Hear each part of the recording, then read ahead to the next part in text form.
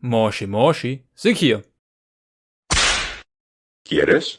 Let's talk about Magic the Gathering, the granddad of popular trading card games. Magic the Gathering, or MTG for short, is a game that has captivated greasy, sweaty, obese players for almost 30 years. But what is it about this game that keeps people to spend more and more money? In this video, we'll explore a few aspects of the game. Magic the Gathering is a collectible card game created by the mathematician known as Richard Garfield and published by Wizards of the Coast. The game was first released in 1993 and has since become one of the most popular, successful and most importantly, profiting trading card game in the world. The simple premise of Magic the Gathering is that players take on the role of powerful wizards, known as planeswalkers, who use a variety of spells and creatures to defeat their opponents. Each player starts with a deck of cards representing their spells and creatures, and they must use these cards to reduce their opponent's life points to 0 in order to win the game. Obviously, with being this old comes a lot of cards. The number can vary depending on your definition of unique, but there are over 20,000 unique cards.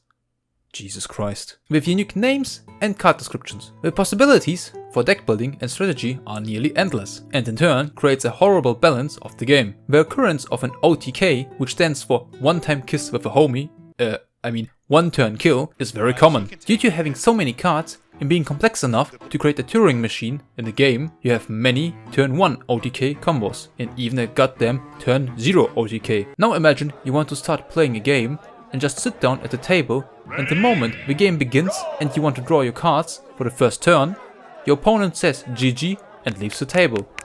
Because he has already won. You may ask, how is that possible? Well, let me explain. You need Gemstone Caverns, which gives you 1 mana in the pre-main phase. As the game begins, use your 1 mana to cast Dark Ritual, which gives you 3 black mana, then Cable Ritual, which costs 2 but gives you 3 in return. With 4 in total, cast Entomb and put Thassa's Oracle into your graveyard. Then cast Shallow Grave, putting Thassa's Oracle onto the battlefield. Before her Enter the Battlefield effect resolves, cast Demonic Consultation, naming a random card that is not in your deck to exile all of your deck, and win with the Thassa's Oracle effect before your opponent can even draw a card. To be fair, the likelihood to have these 6 specific cards in your starting hand is very unlikely, but it can still happen, and the fact alone is enough to define the fun potential in this game. But as I already mentioned, you use mana, but what exactly is that? Well, mana is the currency and economy that is used in Magic the Gathering. Each card has a mana cost represented by the colored symbols that must be paid in order to play the card. Now I know you want to scream, but sick. Hearthstone also uses mana in many other games as well. Yeah, I know. Let me finish first, then you can complain about the video. Players begin the game with a limited amount of mana, to be exact, 0. They first must play land cards and must use these freshly acquired farmlands to generate the mana needed to play their spells and creatures. Just like in the real world, you first must perform deforestation in the jungle for wood or drill deep into islands for oil before you can build something. This creates a strategic element to the game, as players must decide which cards to play and when based on the available mana, because getting mana screwed, drawing no lands, is not an uncommon occurrence. But the opposite, getting mana flooded, drawing only land cards, can also happen. So you need to make sure to have a good balance between land cards for mana and creature cards. Another key aspect of MTG is the variety of card types and abilities available. There are 6 main types of cards: lands, creatures, artifacts, enchantments as permanents, and instances or sorceries as cards that are only one-time use. Each type has its own unique abilities and strengths, and players must use them in combination to defeat their opponents. There are 5 main colors that generally represent different playstyles. You have the Wise Tree, or green, which likes to play giant creatures and stomp the enemy to death. The Fire Nation, that has attacked everyone, or red, if you like goblins,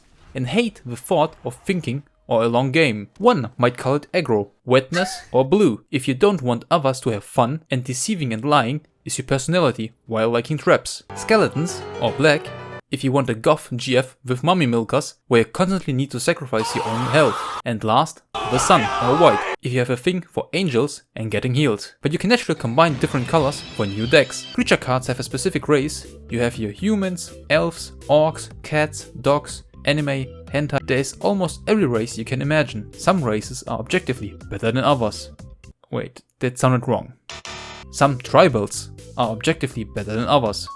These tribal decks are often pretty good and pretty meta, like the Goblin or the Elf deck. One of the most popular formats in Magic the Gathering is known as Standard. Standard is a rotating format, meaning that only the most recent sets are allowed to be played in this format. This keeps the game fresh and exciting, as new cards and strategies are constantly being introduced, while older cards are being phased out. This also creates a level playing field, as all players have access to the same pool of cards for at least a few months. Sorry. I couldn't keep a straight face saying that, because one of the main criticisms of Magic is its cost. The game requires players to constantly purchase new cards in order to stay competitive, or to have at least a chance, leading to a significant financial investment for those who wish to play at a higher level. I am never gonna financially recover from this. Additionally, the power creep of new cards, which are often stronger than older cards, can make older cards in decks obsolete. Why should you play an old card that is inferior in every aspect compared to a modern, better version of it? If you're bad at deck making, don't worry, you can always go on the internet and look up good decks and already estimate how many organs you need to sell in order to afford that deck. But hey, on the bright side, if our money-based economy collapses, you can maybe trade your Black Lotus for a can of dog food with the scavengers.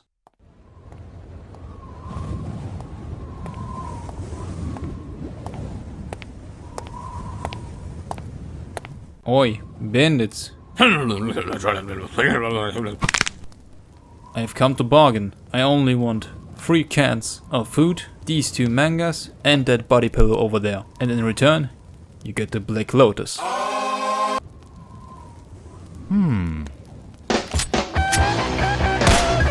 Now you may ask, why didn't I talk about the trading card game in real life? Well, my fellow brainlets, that's because any fandom in IRL is highly autistic and not pleasant to be around. Of course, there's the gigantic competitive scene with tournaments known as Pro Tours that are held regularly with players from around the world competing for large cash prizes. That climaxes in the MTG World Championship, where the best players from around the world compete for the title of World Champion. So I just stay with the online version, which is another cancerous hole. If you decide to play MTG Arena, be ready for getting a perfect 50-50 quota on your wins and losses.